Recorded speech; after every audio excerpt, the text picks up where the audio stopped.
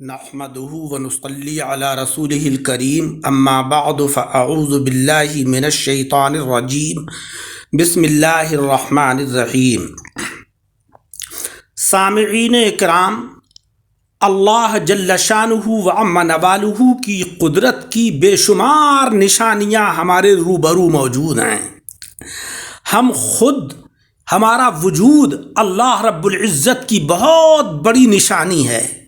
مولا تبارک و تعالی قرآن عظیم میں ہمیں جگہ جگہ دعوت دے رہا ہے کہ تم میری قدرت کی نشانیوں میں غور کرو۔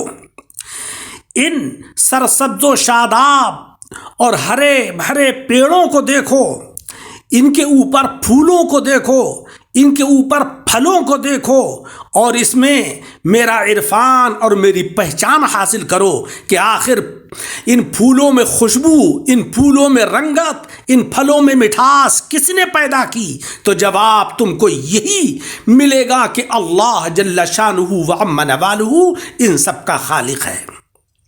جناب احمد مجتبیٰ محمد مصطفیٰ صلی اللہ علیہ وسلم فرماتے ہیں کہ جو لوگ اللہ کے گھروں میں سے کسی گھر میں اکٹھے ہو کر اللہ کی کتاب کی تلاوت کرتے ہیں اور آپس میں اس کی درس و تدریس کرتے ہیں، ان پر سکینت نازل ہوتی ہے، رحمت باری تعالیٰ انہیں ڈھانپ لیتی ہے، فرشتے انہیں گھیر لیتے ہیں، اور اللہ رب العزت ان کا ذکر اپنے پاس فرشتوں میں کرتا ہے۔ کیوں؟ اس لیے کہ وہ قرآن عظیم کی تلاوت کرتے ہیں، اس کے معانی اور مطالب پر غور کرتے ہیں، اور مولا تبارک و تعالیٰ کی قدرت کی نشانیوں کو تلاش کرتے ہیں، ان پر غور و فکر کرتے ہیں، اور عرفان باری تبارک و تعالیٰ ان کو حاصل ہوتا ہے۔ میرے عزیزوں، حق یہ ہے کہ ہم یہ طویل زندگی جو اللہ تبارک و تعالیٰ کا عظیم عطیہ ہے، اللہ کے بغیر نہیں گزار سکتے۔ ہر قدم پر، ہر لمحہ، ہر منٹ ہم مولا رب العزت کے محتاج ہیں، ہر قدم پر ہم اس کے محتاج ہیں۔ اللہ تعالیٰ ہمارا واحد دوست ہے اور وہ ہمارا مددگار ہے، باقی سارے رشتے فانی ہیں، سب کے اندر غرض اور مطلب شامل ہے۔ قرآن عظیم میں ہے نحن اولیاؤکم فی الحیات الدنیا و فی الآخرہ، ہم تمہارے دنیا کے اندر بھی دوست ہیں اور ہم تمہارے آخرت میں بھی دوست ہیں۔ لیکن اللہ تبارک و تعالیٰ کی حقیقی دوستی کیسے حاصل ہوگی؟ وہ جبھی حاصل ہوگی کہ جب ہم پیروی کریں جناب احمد مجتبیٰ محمد مصطفیٰ صلی اللہ علیہ وسلم کی۔ پرندوں کو دیکھو کہ جن کے گھونسلے طوفانی راتوں میں جب تیز ہوائیں چلتی ہیں تو گھونسلے تباہ ہو جاتے ہیں، برباد ہو جاتے ہیں، اڑ جاتے ہیں، مگر جب صبح کا وقت ہوتا ہے تو پرندے شکایتیں لے کر نہیں بیٹھتے، بلکہ اللہ رب العزت کی حمد و ثنا میں مصروف ہو جاتے ہیں۔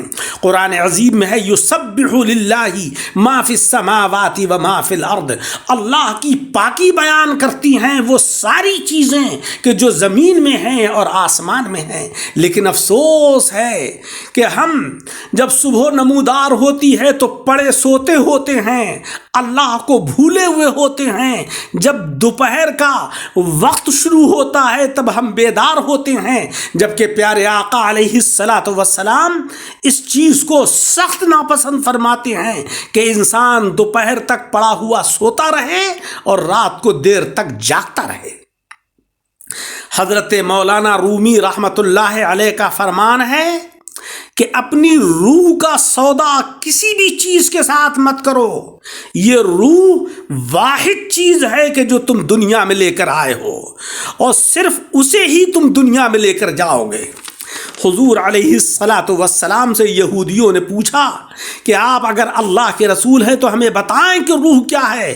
وحی نازل ہوئی وَيَسْأَلُونَكَ عَنِ الرُّوحِ قُلِ الرُّوحُ مِنْ أَمْرِ رَبِّي، آپ سے یہ پوچھ رہے ہیں کہ روح کیا ہے، آپ فرما دیجئے کہ روح میرے رب کا حکم ہے۔ معلوم ہوا کہ ہمارے وجود کے اندر، ہمارے اس جسم کے اندر جب تک اللہ رب العزت کا حکم باقی رہتا ہے تو یہ جسم کام کرتا ہے، چلتا پھرتا ہے، کھاتا پیتا ہے، سوتا جاگتا ہے، جب حکم باری تعالیٰ واپس ہو جاتا ہے تو پھر یہ جسم جہاں سے آیا یعنی مٹی سے، وہی مٹی میں دفن کر دیا جاتا ہے۔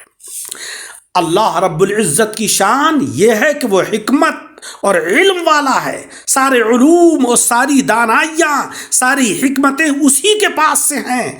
آپ اس سے علم مانگیں گے تو مولا تبارک و تعالی علم کے خزانے آپ کو عطا فرمائے گا۔ صحت مانگیں گے تو اللہ رب العزت صحت کی نعمت سے نوازے گا۔ اچھی عادات طلب کریں گے تو مولا تعالیٰ وہ عطا فرمائے گا۔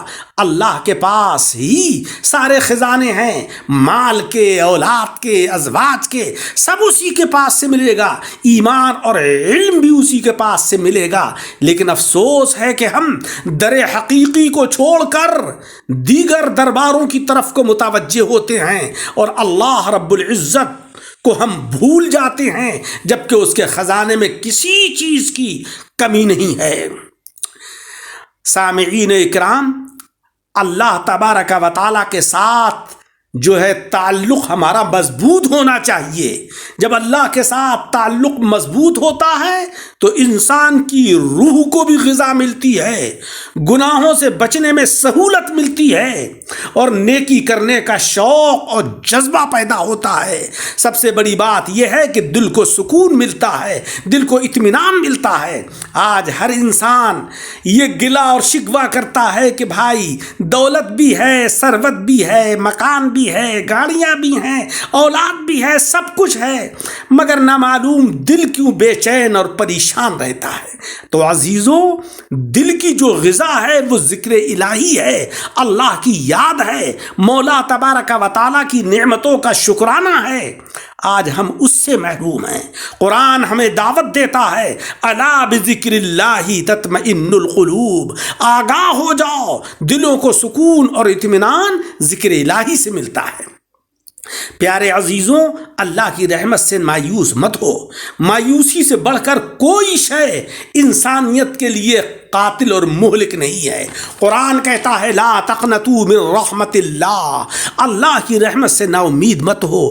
آزمائشیں، مصائب اور آلام ایک مومن کو مایوس نہیں بلکہ ہوشیار اور مضبوط کرنے کے لیے آتی ہیں۔ لہذا ہر وقت ہمارا یہی تصور رہنا چاہیے کہ لا تحزن ان اللہ معنا، ہمیں غم نہیں کرنا چاہیے، بے شک اللہ تبارک و تعالی ہمارے ساتھ ہے، اور جس کے ساتھ اللہ ہو اس کی رحمتیں ہوں، وہ قوم ہمیشہ کامیاب اور کامراں رہتی ہے، وہ کبھی پست اور ذلیل نہیں ہوتی، وہ کبھی رسوا اور ذلیل نہیں ہوتی، وہی ترقی کرتی ہے، وہی کامیاب ہوتی ہے۔